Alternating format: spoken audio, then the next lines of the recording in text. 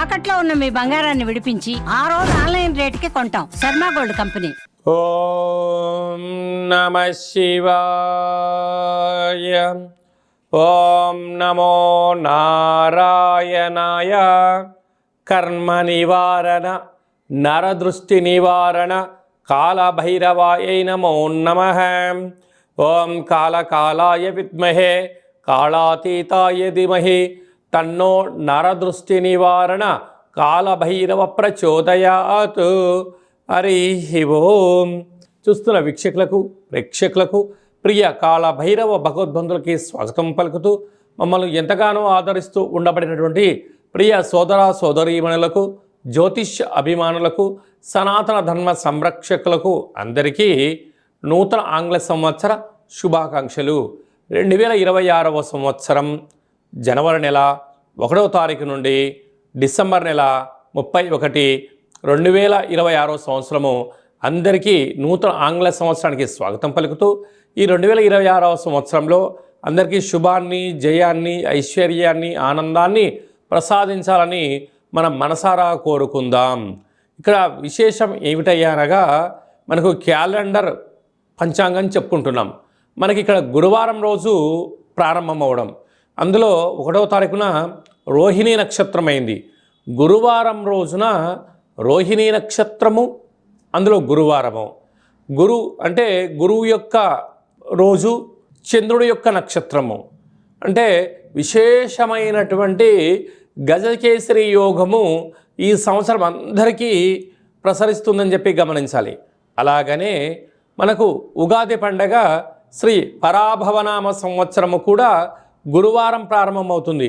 ఇది చాలా విశేషంగా గమనించగలగాలి.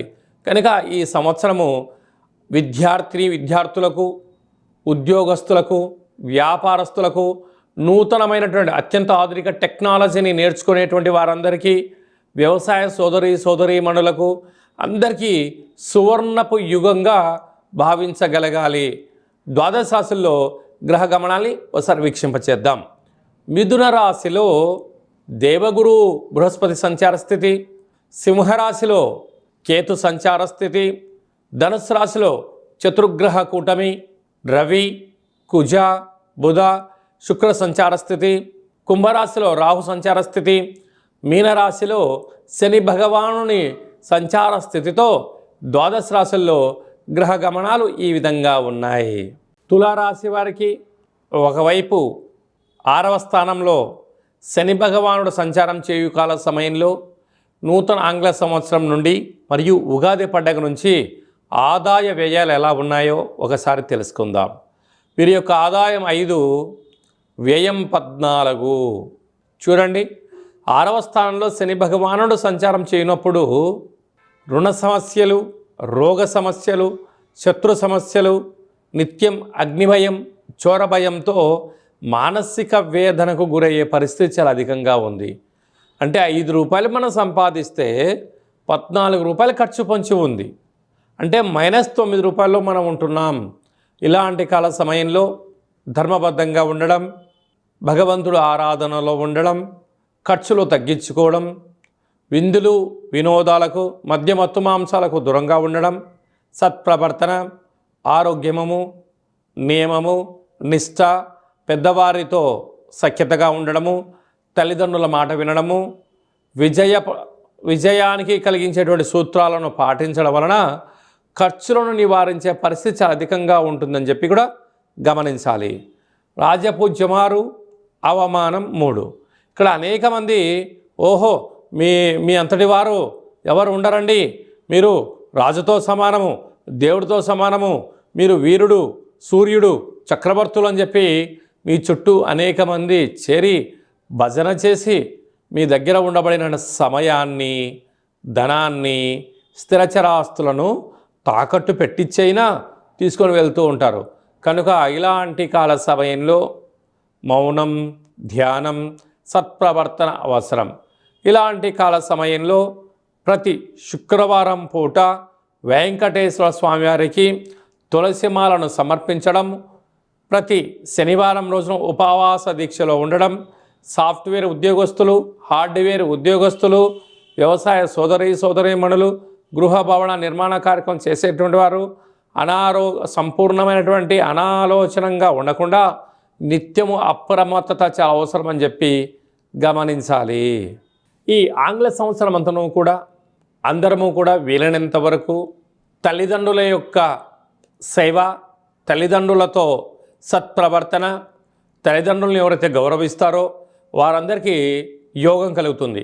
అలాగనే మనకు దత్తాత్రేయ స్వామి వారి యొక్క దర్శనం, ప్రతి గురువారం పూట శ్రీ మేధా దక్షిణామూర్తి స్వామివారిని స్మరణ, ప్రతి గురువారం రోజున మహాదేవుడికి రుద్రాభిషేకము, అలాగనే గానుగాపుర దర్శనము, వీలైతే అరుణాచల క్షేత్ర స్వామివారి యొక్క దర్శనం ఎవరైతే చేసుకుంటారో ఈ సంవత్సరంలో పరిపూర్ణమైనటువంటి గురువు యొక్క ఆశీస్సులు కలిగి విద్యలో, ఉద్యోగంలో, ఐశ్వర్యంలో, వ్యాపారంలో కొదవ ఉండదు అని చెప్పి గమనించగలగాలి. ఇంకనూ మనం విజయం సాధించగలగాలి అన్నట్లయితే ఒక్కొక్క నెలలో మనకు ఒక్కొక్క కాళభైరవ స్వామి వారు ఉంటారు. ఆ కాళభైరవ స్వామికి స్మరణ, ధ్యానము, కూష్మాండ దీపము, నారికేల దీపము, పిండి దీపాన్ని, గండా దీపాన్ని ఒక్కొక్క నెలలో ఒక్కొక్క విధంగా మనం పెట్టుకోగలిగినట్లయితే సంపూర్ణమైనటువంటి స్వామివారికి ఆశీస్సులు కలిగి ఎవరి ఇంట్లో ఎలాంటి ఇబ్బందులు లేకుండా, అష్ట కష్టాలు లేకుండా అష్ట ఐశ్వర్య ప్రాప్తి కలుగుతుందని చెప్పి గమనించాలి. అలాగనే మీ వ్యక్తిగత జాతకం తెలుసుకోవాలనుకుంటున్నారా? మీ యొక్క పేరు, పుట్టినటువంటి తేదీ, నెల, సంవత్సరం, పుట్టిన సమయం రాసి మీరు వాట్సాప్లో పంపించగలిగినట్లయితే 100 సంవత్సరముల జాతకాన్ని రాసి సవివరంగా సంపూర్ణంగా మీకు ఎక్స్ప్లెయిన్ అంటే ఉదాహరణగా చెప్పడం జరుగుతుంది. అలాగే మీరు పుట్టినప్పుడు గ్రహ గమనాలు ఎలా ఉన్నాయి, ప్రస్తుతం ఎలా ఉంటున్నాయి, రాబోయే కాలంలో ఎలా ఉంటున్నాయో తెలియజేయడం జరుగుతుంది. చాలామందికి పుట్టినటువంటి కాల సమయంలో డేటా ఆఫ్ బర్త్లో లేనటువంటి వారికి మీ పేరు యొక్క మొదటి అక్షరాన్ని అనుసరిస్తూ రాశిని తెలియచేస్తూ రాశి యొక్క స్థితిగతులను చెప్పుకుంటూ అలాగనే రమణ శాస్త్రం ద్వారా అనగా గవ్వల ద్వారా కాళభైరవ ఉపాసన చేత భూత భవిష్యత్ వర్తమానాన్ని తెలియజేయడం జరుగుతుంది. కనుక 2026వ సంవత్సరంలో మనకు ఉగాది పండగ దగ్గర నుంచి ఆదాయము, వ్యయము, రాజపూజ్యము, అవమాన కార్యక్రమాలను ఎలా నివారించుకోవాలి, ఐశ్వర్యాన్ని ఎలా పొందుకోవాలో ముందుగానే తెలుసుకుందాం. అపాయింట్మెంట్ తీసుకొని సంప్రదించగలరు. అందరికీ ఈ 2026వ సంవత్సరంలో శుభం, జయం, లాభం, ఐశ్వర్యం కలగాలని కోరుకుంటూ ఆశీర్వచనం.